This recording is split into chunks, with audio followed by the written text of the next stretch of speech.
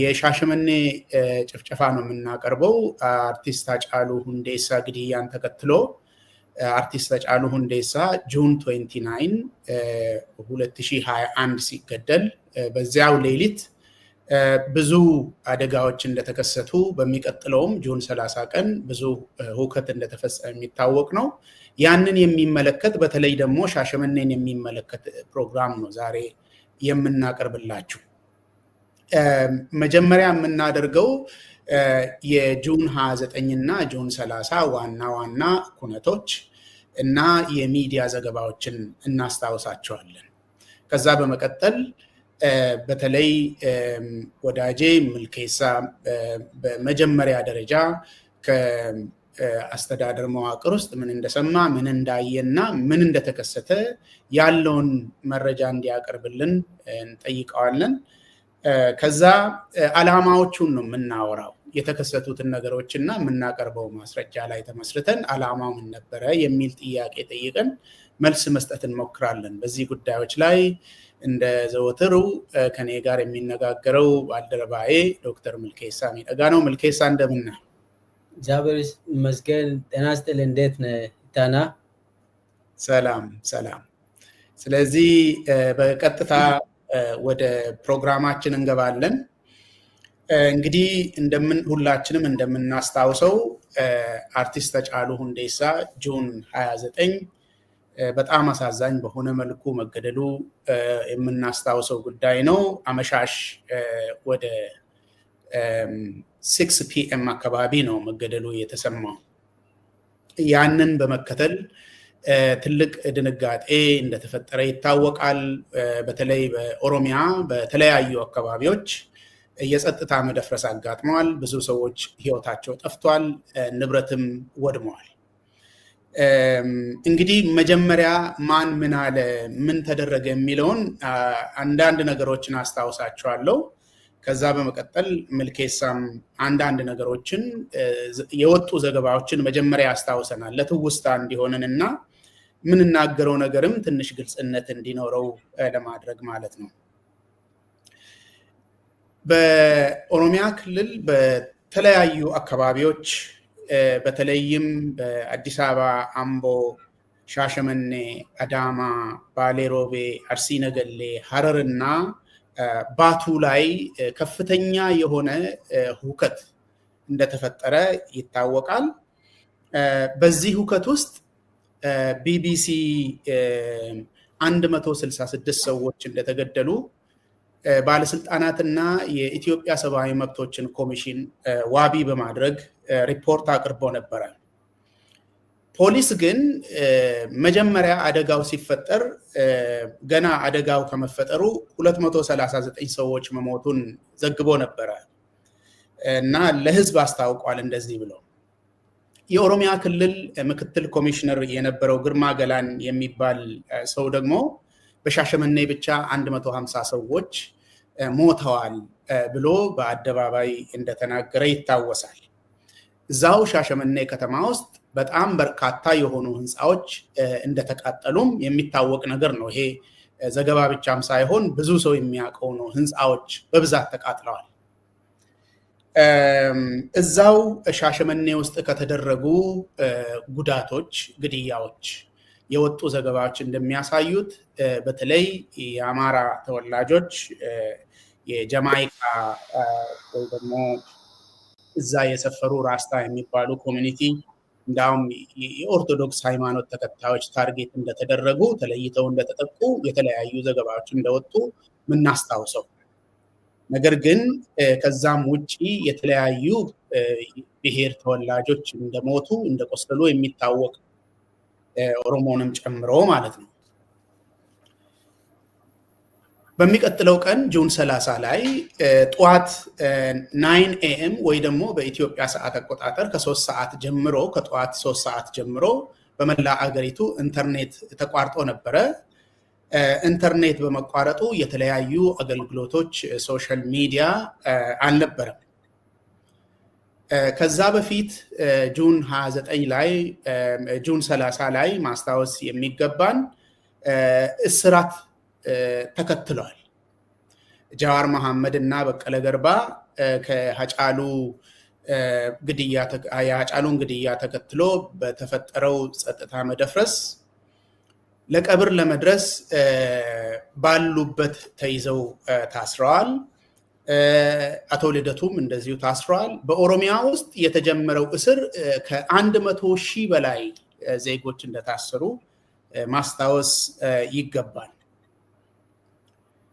ከዛ በመቀጠል አንድ ማስታወስ የምንፈልገው ነገር ምንድነው? በዛን ጊዜ ይሄ ሁከት ሲፈጠር ሻሸመኔ ላይ ከንቲባ የነበረ ሰው ተማም ሁሴን ነው የሚባለው። ይህ ሰው በዛን ጊዜ ለሚዲያ ወጥቶ የተሰማ ነገር አለ ስለ ከንቲባው። ከንቲባው ሁከት ሲፈጠር ለክልሉ አስተዳደር በተለይ ደግሞ ለሺመልስ አብዲሳ አቤት እንዳለ በተደጋጋሚ እንደደወለና ስልኩን አንስቶ እሺ መልስ እንሰጣለን እንዳለው መጀመሪያ ላይ፣ ከዛ በመቀጠል ስልኩን ቃል ገብቶለት አንድ ጊዜ ስልክ ከዘጋ በኋላ ሁለተኛ ሲደውልለት አፍን ዘግተ ቤት ግባና ተኛ ብሎ እንዳዘዘው በቁጥጥር ከንቲባው ራሱ በቁጥጥር ስር ውሎ ለፍርድ ቤት ሲቀርብ ይሄንን ነገር እንደተናገረ ሚዲያዎች ዘግበው ነበር። ይሄንን ነገር ማስታወስ ጥሩ ስለሆነ ማለት ነው። ከሞላ ጎደል ትላልቅ ሁነቶች ናቸው ብዬ እኔ ያሰብኩት እነኚህ ናቸው። የቀሩትን ደግሞ ምልኬሳ ያሰማናል። ምልኬሳ እኔ ያስቀረውትን ትላልቅ ሁነቶች በተለይ ሻሸመኔን በሚመለከትና በተለይ ደግሞ ሀጫሉ ከተገደለ በኋላ የተደረጉ ነገሮችን እስኪ አስታውሰኝ። እሺ፣ አመሰግናለሁ። ብዙ አንተ አንስተሃል። እኔ አንድ በኋላ መጣበታለሁ። እኔ በዛን ጊዜ የሰማሁት ነገር አለ። ከመንግስት መዋቅርም የምትሰማ ይኖራል። እነኚህ ነገሮችን በኋላ መጣበታለሁ። ነገር ግን አጠቃላይ የሀጫሉ ግድያ ፓኬጅ ስለሆነ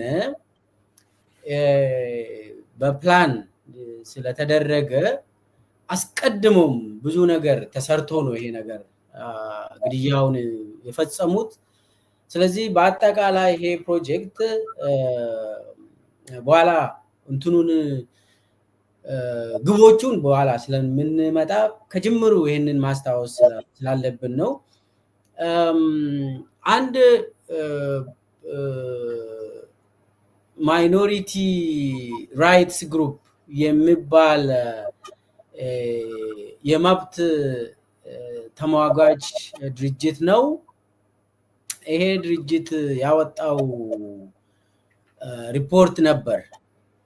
በሪፖርቱ መሰረት በተለይ ሻሸመኔና በአርሲ አካባቢ የነበረው ግድያዎቹ ፕሪሜዲቴትድ እንደሆነ፣ ሰዎቹ ደግሞ ሲገሉ ከቤት ለቤት የሰውን ሊስት ይዞ እንደሚሄዱ፣ የት መሄድ እንዳለባቸውም እንደሚያውቁ፣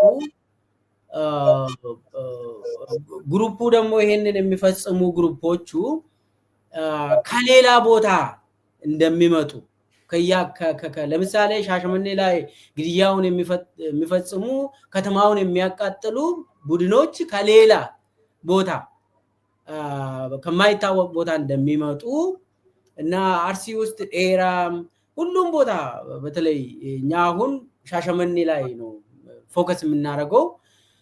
ስለዚህ እነኚህ የሚገሉ፣ የሚያቃጥሉ፣ የሚዘርፉ ከሌላ ቦታ እንደሚመጡ ሪፖርት አቅርቦ ነበር። ከዛ በኋላም የፌደራልና የክልል የአካባቢው ጸጥታ መዋቅር እንዳላዩ ነገሮቹ ማስቆም አልፈለጉም የሚል ሪፖርት አውጥቷል። ፌደራል and local government officials turned a blind eye ብሎ እንትን ያደረጉት አለ። ይሄ እንግዲህ ማይኖሪቲ ራይትስ ግሩፕ ኢንዲፔንደንት የሆነ ለአናሳ ማህበረሰብ አድቮኬሲ የሚሰራ ኢንተርናሽናል ኦርጋናይዜሽን ነው። እዛን ጊዜ ያወጣው ሪፖርትን ማስታወስ ጥሩ ነው ብዬ ስለምገምት ነው። በተጨማሪም አንድ ሚዲያ ነበር ሜል ኤንድ ጋርዲያን የሚባል ሚዲያ ተጎጂዎቹን በአካባቢው ከሆስፒታሎች አካባቢ ቤታቸው ድረስ ሂዶ ኢንተርቪው አድርጎ ፎቶዎችን ወስዶ ቪዲዮዎችን ወስዶ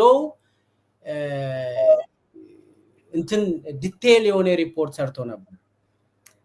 አንደኛው ሪፖርት ውስጥ የተካተተው ገዳዮቹ ቡድን ከቤት ለቤት እየዞሩ የሰውን ስም ሊስት አድርጎ የሚሄዱ መሆኑንም ጽፏል። በተጨማሪ ደግሞ ዋናው ነገር በተለይ የኦሮሚያ ፖሊስ በአካባቢው ለምሳሌ ኤራ የሚባል ከአዳማ ትንሽ ርቀት ላይ የምትገኝ ከተማ ነች። ወደ አሰላ የሚወስድ መንገድ ላይ ነው የምትገኘው። ኤራ ላይ በቅርበት ላይ የሚገኝ የኦሮሚያ ፖሊስ እነኚህ ማህበረሰብ ድረሱልን ብሎ ሲጠይቁ አይ ከላይ አልታዘዝንም፣ ትዕዛዝ አልመጣም፣ አንድናችሁ ብለው ሰዎቹ እንዲያልቁ እንዲረሸኑ ሁሉ እንዲመቱ እንዲጎዱ እንዲሞቱ ተደርጓል። እንግዲህ አስብ ፖሊስ ከላይ አልታዘዝንም ብለው ይሄ እንግዲህ የሚታወቅ ጋዜጣ ነው። በዛን ጊዜ ለንባብ የበቃ ጉዳይ ነው። ስለዚህ ይሄንን ማስታወሱ ጥሩ ነው።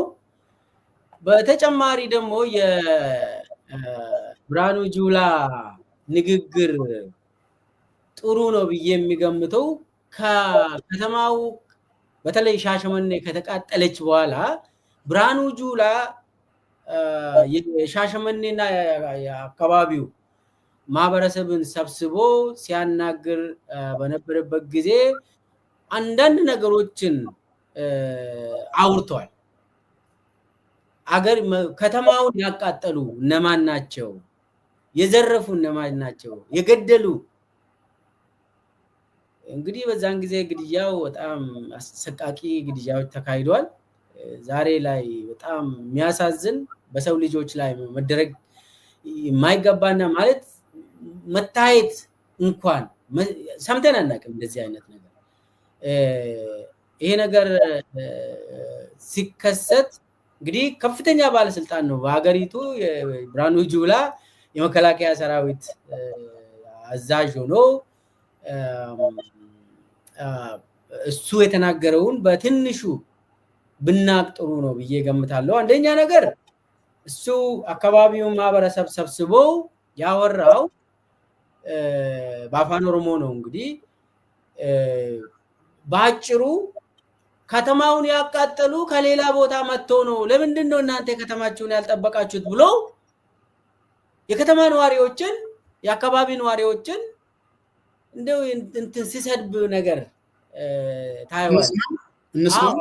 ኢታማጆር ሹሚ ኢታናን ራያ ኢትሰብያ ጀነራል ብርሃኑ ጁላ ዳመን መጋላን ሻሸመኔዳ መጋላ ወጋ ዲባፍ ወይ ኢጃረምቴዳ ብየ ጁላ ሾቤፋ ብያ ጀልዶ ኬቶፋ ዋሻው ኬቶፋ ጋፍ መጋላን ሱን ጀልቀበምቱ ኢሳንቱ መጋላ ከነ ደጋ ካይ ከኒጃ አቺ ቦደ ሰባፍ ሰብለሞን ከትገለን አቺ ዋቢተተን ጆሌን ከሰን መጋላ ሰንገልቴ ቀሮምቲ ወሪ ዋሽንግተን ዲሲ ዳ ቻይና ነት ዱፈ የደ ህንዲት ነት ዱፈ የደ መጋላ ሳንጉምኔ ሰባፍ ሰልምለሞ ተፍከሳ አሪው ዳፍ ጀቻ መጋላ ጉቡን ኡፍጉቡ ወላ ለመጨረሻ ሳልጲና ኡመኒ ኦሮሞ ዲኑ ተሳፋጭፋቹፍ ፍስታይ ዲማ ወሎ ከሙ ኡራዋቹፍ አዳ ጋዲሰ ታኤ መሪን ሙርቴፈቻ ቱሬ ዴቢሴ ጭምሱን አጀንዳ ዲንሳ ቦጬ ይሄሱን ራፈሙ አካ ይንቀምንስ ጀነራል ብርሃኑን ሁበቺሰኒሩ ኤኙ ወሪ አጀንዳ ይሮ ደርቤ እንውበጬ ኑከነ ኤኙን ኡመኒ ኦሮሞ ዳ ናንሴ ላሉ ስራ ይራታ ግሪግሪ ኡመሜ ሁንዳን ኢሞሽናል ዳን ከ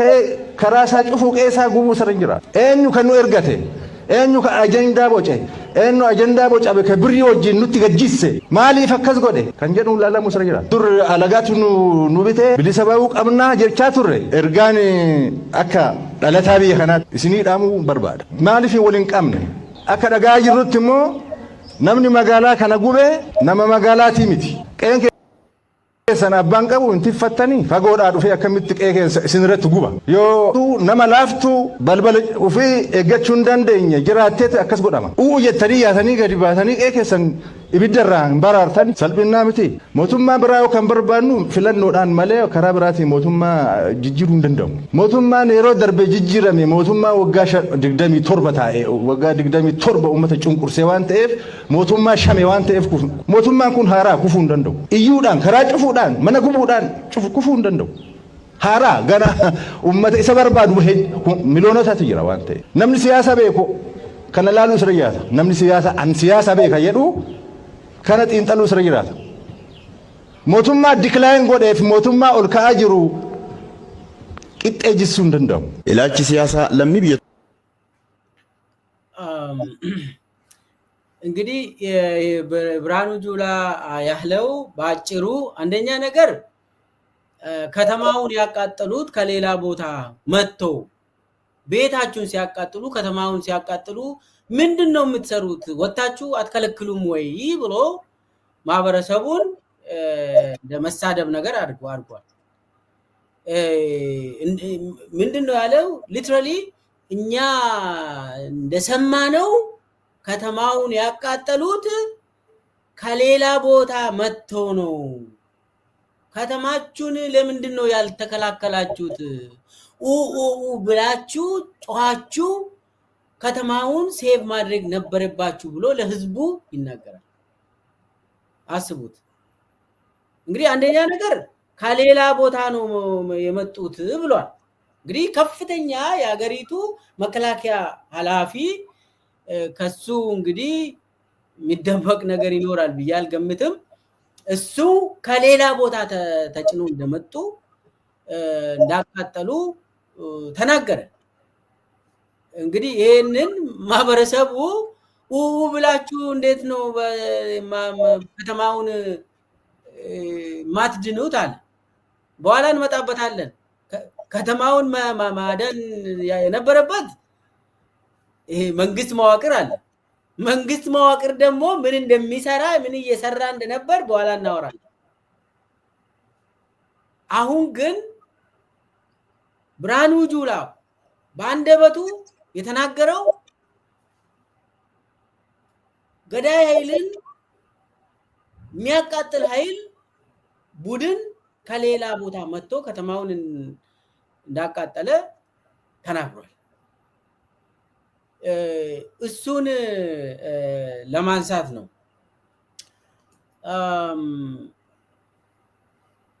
ሌላው እሱ ያለው ይሄ መንግስት አይወድቅም እንደዚህ በተቃውሞ የሚወድቅ ነገር የለም ገና ነው ምንገዛ ምናምን የሚለው ነገር እሱ እንተው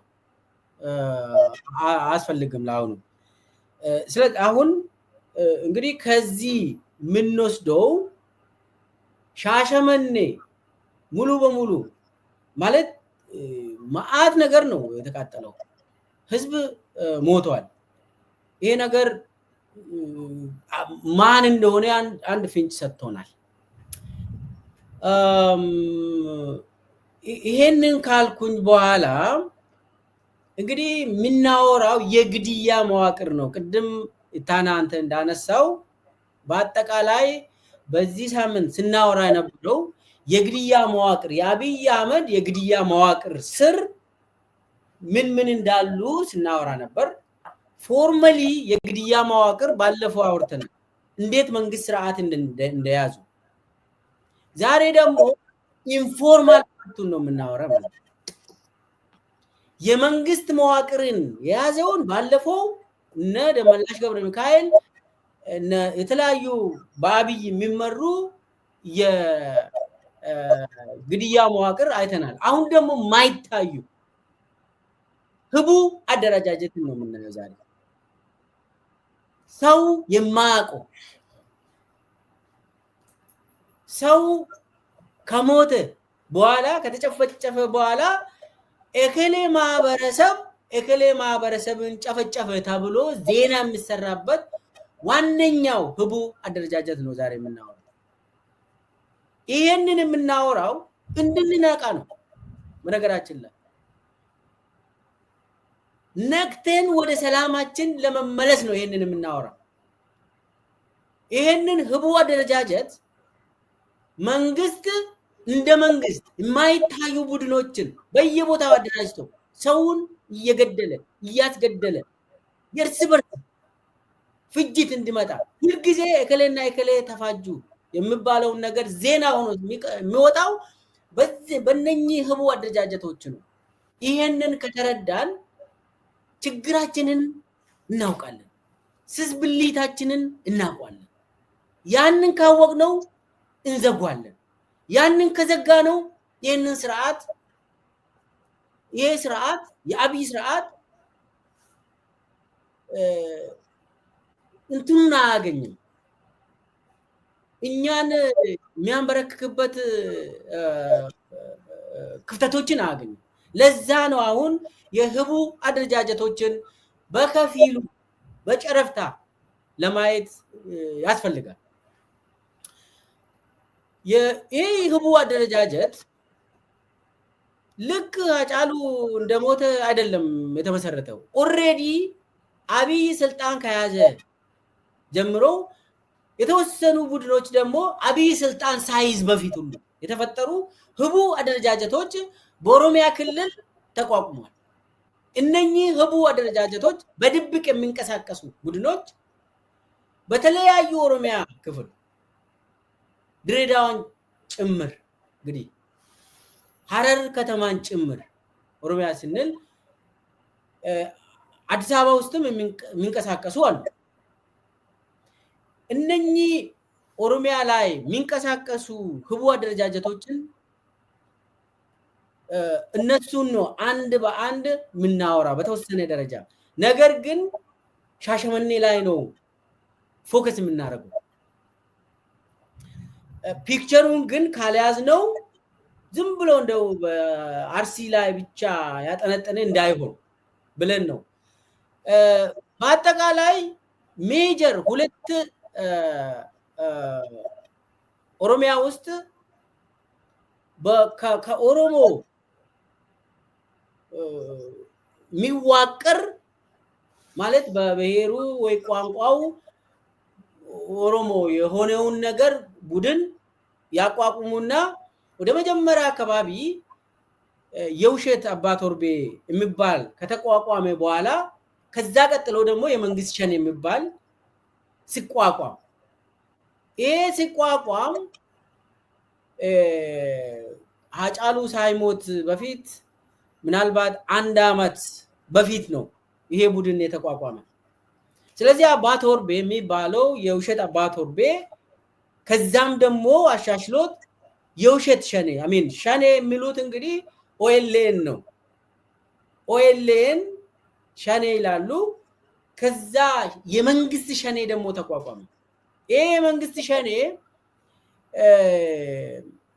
በአብዛኛው የሚያደርገው የኦሮሚያ አመራሮችን ይገላል፣ አማራ ማህበረሰብን ይገላል። ይሄ የመንግስት ሸኔ የሚባለው የሚያነጣጥረው ኦሮሞ ያልሆኑት ማህበረሰቦች ላይ ነው። ኦሮሚያ ላይ የሚያነጣጥረው ይሄ ህቡ አደረጃጀት ነው። ይሄ ህቡ አደረጃጀት የምንለው አንደኛ በብሔራዊ ደህንነትና በኦሮሚያ ጸጥታ ቢሮ የሚመራ ህቡ አደረጃጀት ነው። የማይታይ ኢንፎርማል ነው። ቢሮ የላቸው። በኦሮሚያ አሁን እኔ ማቆም ብቻ ነው የማወራው። በኦሮሚያ ይሄ የኦሮሚያ ጸጥታ ዘርፍ ቢሮ ለምሳሌ አለ፣ የሚሊሻ ክፍል አለ፣ የጸጥታ ክፍል አለ፣ የድንበር በተለይ የክልሎች ድንበር ዘርፍ ክፍል አለ። እናም የማይታይ ደግሞ የደህንነት ክፍል አለ። የደህንነት ክፍሉ ጽህፈት ቤት የለውም። ኦሮሚያ ላይም ዞን ላይም ወረዳ ላይም ከተማ ላይም የደህንነት ክፍሉ ቢሮ የለውም፣ ጽህፈት ቤት የለውም። ነገር ግን ስራውን ሲሰሩ ታያለ አደረጃጀታቸው አይታይም ለምሳሌ አንዳንድ ሰዎችን ስም መጥራት ይቻላል ቢሮ ማይገቡ ነገር ግን የኦሮሚያ ጸጥታ ቢሮ ኃላፊ ተብሎ ይጠራሉ ነገር ግን ምክትል ማረግ ምናምን ይባላል ምክትል ናቸው ይባላል ካገኛቸው የድርጅት ጽፈት ቤት ነው የምታገኘው ለምሳሌ ኮሎኔል አበበ ገረሱ የምታገኘው ወይ ድርጅት ጽፈት ቤት ነው እንጂ ሌላ ቦታ አታገኝም ነገር ግን የኦሮሚያ ጸጥታና አስተዳደር ቢሮ ስር ነው የሚሰራ የደህንነት ስራ ነው የሚሰራ ነገር ግን ቢሮ የለው በዛን ጊዜ ማለት ነው በዛን ጊዜ ያው ታና ታቋለ አበበ ገረሱ አቋም ከአስመራ የተመለሰ ማለት ነው ቅድሞ የኦኔግ አባል ሆኖ ኤርትራ የነበረው ከዛ በኋላ አብይ ከአስመራ በፕሌኑ ነው እሱንና ጋዴር ጀነራል ኃይሉ ጎንፋን አንድ ላይ ነው በአንድ ፕሌን ነው ከኤርትራ ይዞ የተመለሰው አብይ እና እነኚህ ሰዎች ቢሮ የላቸው ኃይሉ ጎንፋን ጭምር ቢሮ የላቸው ነገር ግን የጸጥታ ዘርፍ ቢሮ ምክትል ፕሬዝዳንት ምክትል ቢሮ ሰብሳቢ ምናምን ኃላፊ ይባላሉ ነገር ግን የደህንነት መዋቅር ስለሆኑ ቢሮ የላቸው ህቡ አደረጃጀትን ይመራሉ አንድ እነሱም ይመሩት እንግዲህ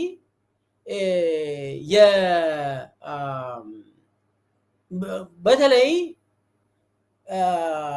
ሌላ ማህበረሰብን ላይ ያነጣጠረ ይሄ ግድያም ይሁን ማቃጠል ይሁን መዝረፍ ይሁን ህቡ አደረጃጀቶችን በዛ መልክ የመንግስት ሸኔ ጭምር ለነሱ ተጠሪነታቸው ለሽመልስ ነው ሽመልስ ደግሞ ተጠሪነቱ ለአብይ ነው የሚሰሩት አብሮ ነው ደመላሽ ገብረ ሚካኤል አለ ስለዚህ በዛ ደረጃ ነው እንትን የሚያደርጉት ደመላሽ ገብረ ሚካኤል አብይ አህመድ ሽመልስ አብዲሳ ከላይ አመራር ይሰጣሉ መሬት ላይ ደግሞ ስራውን የሚያከናውኑት ህቡ አደረጃጀት ቢሮ የሌላቸው ብቻ ግን ደሞዝ ይበላሉ ገንዘብ አላቸው እንትን ያደርጋሉ አንዱ ይሄ ነው የመንግስት ሸኔን አሁን የሚመሩ በበላይነት በአብይ ትእዛዝ ባለቤቶች ናቸው ይቅርታ ምልከይሳ አንድ ጊዜ ላቋርጥ ምናልባት ለማይረዱ ሰዎች ግልጽ እንዲሆንላቸው ይሄ የመንግስት ሸኔ የሚባል የማያውቁ ሰዎች ሊኖሩ ስለሚችሉ ነው የኦሮሞ ነጻነት ሰራዊት በኦሮሚያ እንደሚንቀሳቀስ ይታወቃል አሁን ያለው አገዛዝ ደግሞ ሸኔ ብሎ ነው የሚጠራ ስለዚህ መግለጫ ሲያወጣ ጉዳት ሲደርስም ሸኔ እንዲያደረገ ነው የሚባለው ነገር ግን አብይ አህመድ ራሱ በደህንነት መስሪያ ቤቱ ተጠቅሞ የራሱን ታጣቂዎች ፈጥሯል የራሱ የሆኑ ታጣቂዎች እነኚህ ታጣቂዎች ዊግ ሁሉ ተገዝቶላቸው ይሄ ቀልድ አይደለም ዊግ ያንጠለጥላሉ ዊግ ተገዛላቸው ብሎ የተናገረው የኢትዮጵያ ሰብአዊ መብቶች ኮሚሽን ነው በነገራችን ላይ በፎቶ አስደግፎ ያወጣው ሪፖርት ነበር አንድ ጊዜ የኦሮሞ ነጻነት ሰራዊት ታጣቂዎች እንዲመስሉ ተደርጎ በፀጉርም ጭምር ማለት ነው በአለባበስ በአካሄድ በአነጋገር በሁሉ ነገር እንዲመስሉ ተደርጎ የተደራጁ ናቸው እነኚህ የኦሮሞ ነጻነት ሰራዊት ናቸው ተብሎ ሰው እንደዛ እንዲወስዳቸው ጉዳት ሲደርስም የጎዳን የኦሮሞ ነጻነት ሰራዊት ነው ተብሎ እንዲታወቅ እና ምልኬሳ በተደጋጋሚ የመንግስት ሸኔ ብሎ የሚጠራው እና አብይ አህመድ ራሳቸው ሸኔ ብሎ ያደራጁት ትይዩ በመንግስት የሚመራ በመንግስት የተደራጀ በመንግስት ቀለብ የሚሰፈርለት ደሞዝ የሚቆረጥለት ዊግ የሚያንጠለጥል ታጣቂ በመንግስት ተልኮ ዜጎችን የሚገል ሰራዊት ነው ያለው ይሄ የመንግስት ሸኔ ብሎ ምልኬሳ በተደጋጋሚ የሚጠራው ይህንን ነው። የማታውቁ ሰዎች ካላችሁ ለማለት ነው። እንደዚሁም የመንግስት ፋኖም አሉ ኦሮሚያ ውስጥም አማራ ውስጥም ለማታውቁ ሰዎች በጸጥታ መስሪያ ቤቱ የተደራጁ ቀለብ የሚሰፈርላቸው ፋኖ ተብሎ የተደራጁ ሂዱና ይሄንን ማህበረሰብ አጥቁ ተብለው የሚያጠቁና ፋኖ ነው ያጠቃው ተብሎ መግለጫ የሚወጣባቸው የመንግስት የራሱ የሆነ ፋኖዎች አሉ። በተለይ ኦሮሚያ ውስጥ የሚንቀሳቀሱ ሂዱና ኦሮሞን አጥቁ ተብሎ ኦሮሞን ፋኖ ገሏቸዋል ተብሎ ሪፖርት ይወጣል ብዙውን ጊዜ። እሱን ነው ምልኬሳ በተደጋጋሚ የመንግስት ሸኔ ብሎ የሚናገረው ግልጽ ለማድረግ ነው። ይቅርታ ምልኬሳ ቀጥል። ጥሩ ነው። ስለዚህ አሁን የመንግስት ሸኔ ምንለው እኔ ይሄንን የተረዳሁት አንድ ሁለት በትውልድ አርሲ የሆኑ አመራሮች ወለጋ እንዲሄዱ እዛ ለፖለቲካ ተልኮ ማህበረሰቡን እንዲያወያዩ እዛ ተልኮ እዛ ተገለው ከዛ በኋላ ደግሞ ሬሳቸው ተመልሰው አርሲ ቀብር ስነ ስርዓት እንዲፈጸም ተደርገው እዛ ላይ ሁለት የአርሲ ኦሮሞዎች ወለጋ ተልከው እዛ ተገለው ወለጋ ያሉ ኦሮሞዎች ገደሏቸው ተብሎ ሪፖርት ተደርጎ መተው የተቀበሩት ማለት ነው። እና በዛን ጊዜ እኔ መንግስት አመራር ስለነበርኩኝ አውቃለሁ የመንግስት ሸኔ አመራሮችንም እንደሚገል ከዛ በኋላ ደግሞ አመራሩ ሌላ ኦሮሚያ ክፍል ሄዶ ይሞታል። ከዛ በኋላ ደግሞ የሚነገረው ያ ሌላ ክፍል ያለው ማህበረሰብ የኦሮሞ ማህበረሰብ ሌላውን ማህበረሰብ ገደለ ብለው በመንግስት ደረጃ እና ወሉድ አብዲ ለምሳሌ አርሲ ቀብር ላይ ሄዶ ወለጋ እኮ ገደለን ብሎ ሲያወሩ ነበር ቀብር ላይ። ከዛም አልፎ ያው ሸኔ ነው የገደለው ይባላል። ነገር ግን ግድያው ፖለቲካ እንደሆነ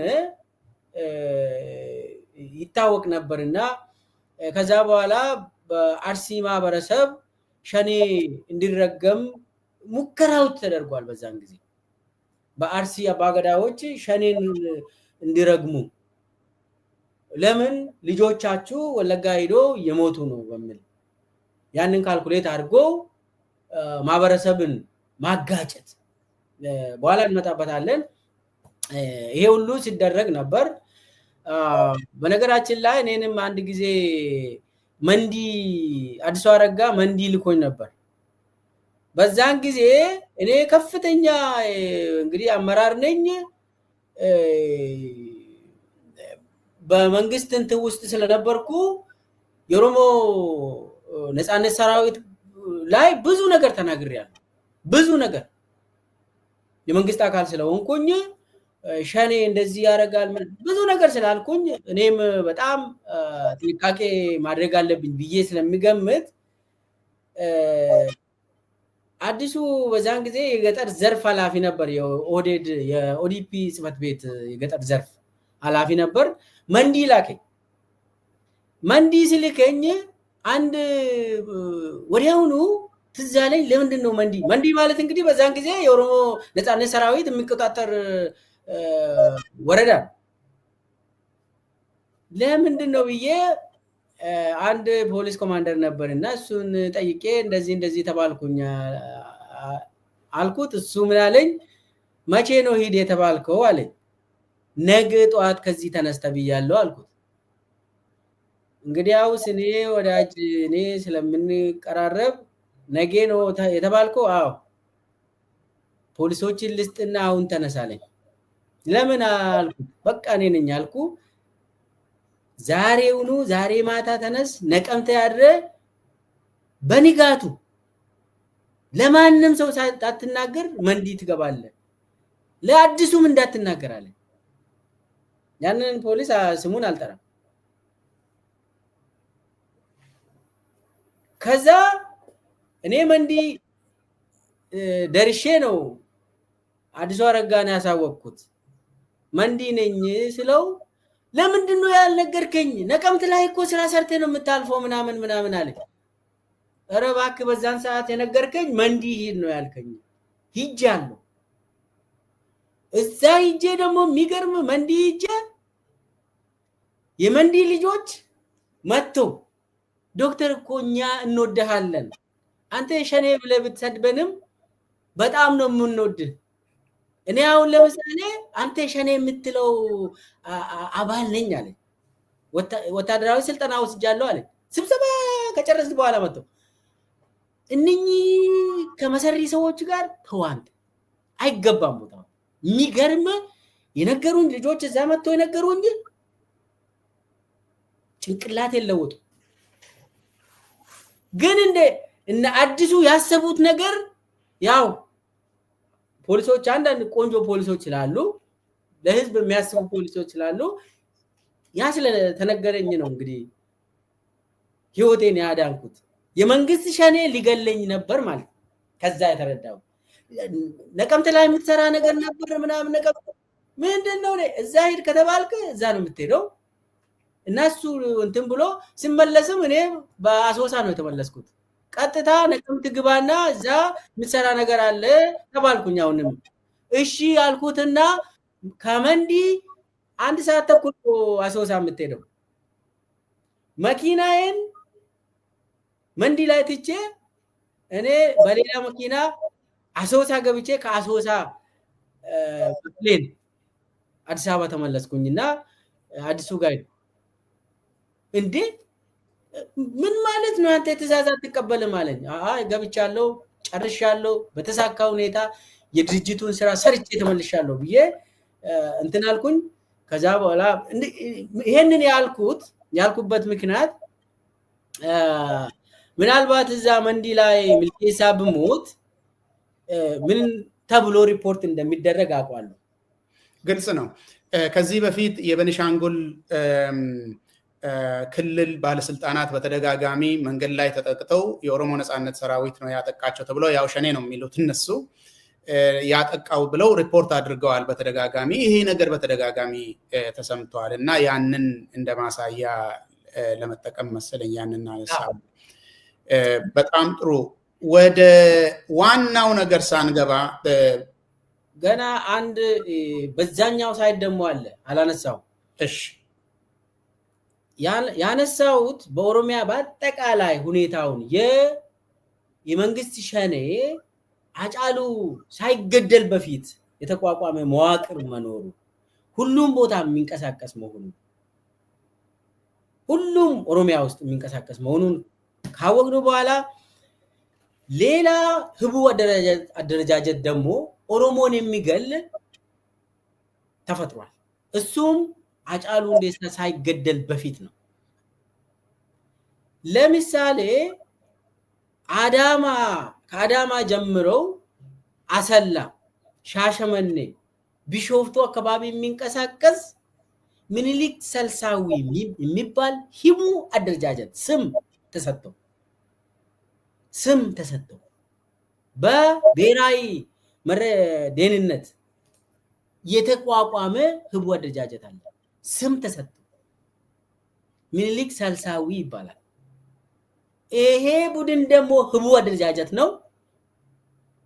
ኦሮሞን ይገላል። ከገደለ በኋላ አማራው ወይ ደግሞ ሌላ ማህበረሰብ ኦሮሞን ገደለ ብሎ ብሔራዊ ደህንነት ኦሮሚያ ክልላዊ መንግስት ይሄንን ያዘጋጃል። ይሄ ሪፖርትን ያዘጋጃል። ሐረር ላይ ጃኖ የሚባል ህቡ አደረጃጀትን ፈጠሩ። ድሬዳዋ ላይ ሳተናው የሚባል ህቡ አደረጃጀትን ፈጠሩ። ይሄ አማራና ኦሮሞ በተለይ አማራና ኦሮሞ የሚያጋጭ ሁልጊዜ በቋሚነት ሁልጊዜ እየተጋጩ እንዲኖሩ የሚያደርግ ኃይል ተፈጠረ። በተጨማሪም ለምሳሌ አምቦ ላይ 120 የሚባል ህቡ አደረጃጀት ተፈጠረ 120 ይባል ያ 120 ከመንግስት ሸኔ ውጪ ነው ይሄ ደግሞ ለብቻው በብሔራዊ ደህንነት የሚመራ 120 ይባላል አምቦ ላይ ይሄንን ህቡ አደረጃጀት መጀመሪያ አካባቢ የመንግስት አይደሉም ብለን ነበር ምናውቀው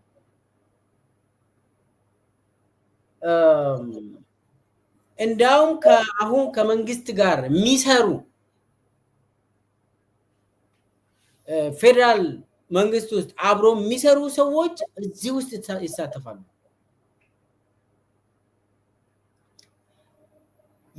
ለምሳሌ የጀዋር ግድያ ሙከራን ተከትለው አዳማ ላይ ቢሾፍቱ ላይ አሁንም አርሲ ላይ ዶከምም ጭምር አስታውሳለሁ ዶከምም ነበር ዶከም ሁሉም ቦታ በአንድ በኩል የመንግስት ሸኔ አለ በሌላ በኩል እነኚህ ህቡ አደረጃጀቶች ቅድም የጠቀስኳቸው አሉ ሁለቱ አዳማ ላይ ለምሳሌ አማራና ኦሮሞ ብለው እንዲዋጉ ተደረገ ግልጽ የሆነ ውጊያ ነበር ማን ነው የሚዋጋ መንግስት ያዋቀረ ሁለት ህቡ አደረጃጀት ነው የተዋጋ ማን ነው የሚገደለው ንጹሃን በዚህኛ በኩል ሌሎች ብሔረሰቦችን ይገላሉ በዛኛ በኩል ኦሮሞን ይገላሉ ከዛ ምንድነው የሚሆነው ኦሮሞና አማራ በተለይ ኦሮሞና አማራ ተጋጩ ብሎ በተለይ ኦሮሞ ደግሞ ሌሎችን ጨፈጨፈ የሚባለው ይመጣል ከዛ በኋላ ወደ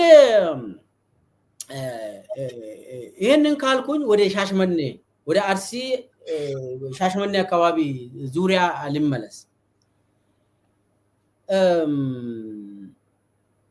እንግዲህ የሃጫሉ ሁንዴሳ ግድያ ፓኬጅ ነው ብያለሁ አጠቃላይ በፕሮጀክት ደረጃ ነው የተያዘው የሱን ግድያ አንድ ቀን ሂደቱን ኤቭሪቲንግ እናቀርባለን ነገር ግን እሱን ተከትሎ ነው ያወራን ያለነው እሱን ተከትሎ የተከሰተው አርሲና ሻሽመኔ ዙሪያ የተካሄደው ሁከት ግድያ ዝርፊያ እሱ ላይ ነው ፎከስ የምናደርገው አንዱ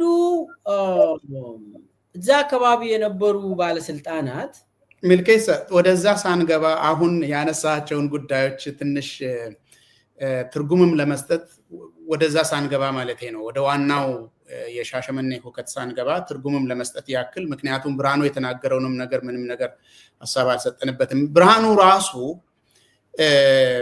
ጁላ ራሱ ሲናገር ለስለስ አድርጎ እናንተ ያላችሁ ነው የሌሎች ብሔሮች ሰዎች የተጠቁት ከሌላ ቦታ ሰዎች መተው ሲያጠቁ እናንተ ምን ስታደርጉ ነው የሚል ለስለስ ያለ ክስ አቅርቧል ህዝቡ ላይ እዛው ፊት ለፊታቸው ቆሞ ነገር ግን የሚናገረው እንደዚህ ከተማ ተወላጅ እኔ የምመክራችሁ ብሎ ይሄንን ነው የተናገረው ይሄንን ለምንድን ነው ማነሳው ከፍተኛ የሆነ ኦሮሞን እንደ ህዝብ የማጠልሸት ስራ ተሰርቷል ይሄንን ነገር ተከትሎ ያንን ለማስታወስ ነው የተገደሉ ሰዎች ሁሉ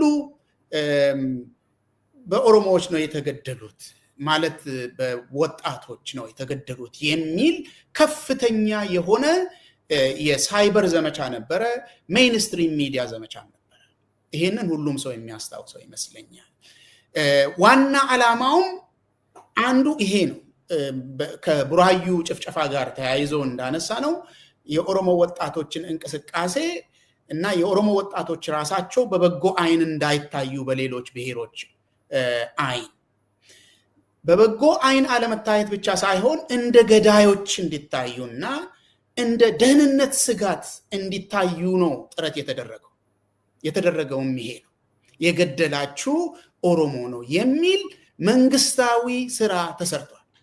ይሄ በጣም በጣም የሚያሳዝን ነገር ነው። ሰፋ ያለ የመንግስት ሚዲያዎች የተሳተፉበት ስራ ነው የተሰራው። በሌላ በኩል ደግሞ አሁን አንተ ያነሳቸው አደረጃጀቶች ራሳቸው ያደራጁት ይሄ ህቡ አደረጃጀት ምኒልክ ሳልሳዊ ምን የሚባሉ ሰውን በተለይ የኦሮሞ ወጣቶች አንዳንድ ጊዜ ከፍቷቸው ሰልፍ ሲወጡ በአሁኑ ከተሞች ላይ ዱከም፣ ቢሾፍቱ፣ አዳማ ኢቨን ባቱ ላይ ሰልፍ ሲወጣ ሲቪሊያን ኮት የለበሱ የሲቪል ልብስ የለበሱ ሰዎች ናቸው ወጥተው ተኩስ የከፈቱባቸው ብዙ ቦታዎች ላይ። ወዲያው ምንድነው የተባለው?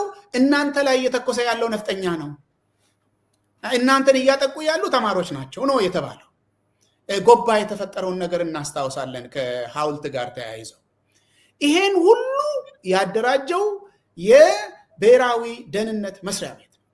ሁለቱንም አካል ያደራጀው የመንግስትንም ሸኔ ያደራጀው ይሄ ምኒልክ ሳልሳዊና ሌሎቹንም አደረጃጀት ያደራጀው ራሱ የመንግስት ጸጥታ መስሪያ ቤት ነው። ቡራዩ ላይ ፎርማሊ የመንግስት መዋቅር ነው የተሳተፈው በግላጭ ወጥተው ማለት ነው። ያልሰማችሁ ካላችሁ ምልኬሳ የደህንነት መረጃ ብሪፊንግ እንደተሰጠውና ይሄንን እንዳካፈለን ታስታውሳላችሁ። ማን ምን እንዳደረገ በአጭሩ የፌደራል መንግስት የደህንነት መስሪያ ቤት ከቡራዩ ከተማ ጸጥታ ጽሕፈት ቤት ጋር ተያይዞ ነው ዜጎችን የፈጀው። ሁሉንም ብሔር የጋሞንም፣ ኦሮሞንም፣ ጉራጌንም ሌሎቹንም የፈጀው መንግስት ነው። ሲቪል ለብሶ በመሃል ተደናግጦ ወዲያ ወዲህ የሮጠ ድንጋይ ዱላ ይዞ የሮጠ ሊኖር ይችላል፣ ግን በዋናነት መንግስት ያደራጃቸው ናቸው። እዚህ ደግሞ በደቡብ ምስራቅና በምስራቁ ክፍል ማዕከላዊ ኢትዮጵያ አካባቢ ደግሞ ይሄ ወደ ምስራቅ በሚወስደው መንገድ ላይ ደግሞ በህቡ አደረጃጀት ነው ሰው የተፈጀው፣ ህንፃዎች የተቃጠሉት። ያንን ግልጽ ለማድረግ ነው። ቅድም ስለ ሸኔ አንስተንላቸዋል። ሸኔ አማራን ይገሉና ሸኔ ገደለ ይላሉ። ሸኔ ግን መጀመሪያ መግደል ሲጀምር ምልኬሳ የምታስታውስ ከሆነ ኦሮሞን ነው መግደል የጀመረው መጀመሪያ። ለምን ሲባል ይኸው ሸኔ ስራው ይሄ ነው፣ እናንተ ነፃ ያወጣናል ትላላችሁ እንጂ ኦሮሞን የሚገድል ኃይል ነው ማለት ጀመረ። እንደዚህ አይነት ፕሮፓጋንዳ ተጀመረ። መጀመሪያ መግደል የጀመረው ኦሮሞ ነው። አማራን እንደሚገሉ ኦሮሞንም ይገላል። ነገር ግን ምንድን ነው የሚያደርጉት? ኦሮሚያ ውስጥ አማራን የሚያጠቁ ወጣቶች በስተዋል ብሎ ሰዎች መጎዳታቸው ግልጽ ሆኖ እያለ የሚጎዳው ግን ሁል ጊዜ የመንግስት መዋቅር መሆኑን ልናስታውሳችሁ ነው። አሁን ወደ ማስረጃ ማቅረብ ነው የምንሄደው። ምልኬሳ ያንን ነገር ሳትናገር በፊት ይሄንን ለማስታወስ ያክል ነው። ዜጎች ተጨራረሱ በብሔር በሃይማኖት የሚል ሪፖርት ነው የቀረበው። የመንግስት ፖሊሶችም ወጥተው የተናገሩት ይሄ ነው። ጠቅላይ ሚኒስትር ተብዬውም ወጥቶ የተናገረው ዜጎች ተፋጁ ነው። እንዲያውም ጭራሽ ፖሊሶች ተገደሉብን፣ እንዲያውም በተደጋጋሚ የሚያወሩት ፖሊሶች ተገለውብናል ነው። ፖሊሶች ተገደሉብን የሚል ሪፖርት ነው የቀረበው። አሁን እያደረግን ያለነው ማን ምን እንዳደረገ ሰፋ ያለ መረዳት እንዲኖር ህዝቡ ጋር አሁን ከንቲባው የተናገረው ነገር ላይ ቢልድ እናደርጋለን ማለት። አሁን በቀጥታ ወደዛ እንሄዳለን። እንግዲህ ምልኬሳ አሁን ቅድም የወጡትን ሪፖርቶች በጥቅሉ አውርተናል። ምናቃቸውን ነገሮች አደረጃጀቶቹን ደግሞ አንተ ከምታቃቸው ነገሮች ጋር እያዛመድክ ነግረህናል። አሁን በምናወራበት ሰዓት እንደዚህ አይነት ግድያዎች አልቆሙም፣ እስካሁን ቀጥለዋል። ባለፈው ሳምንት ይሄው ገዳም ላይ ቄሳ ውስጥን ገድለዋል። በጣም አሳፋሪ በሆነ መልኩ ታጣቂዎችን ትደብቃላችሁ የሚል ነገር ነው ሰውየው ፓርላማ ላይ የተናገረው።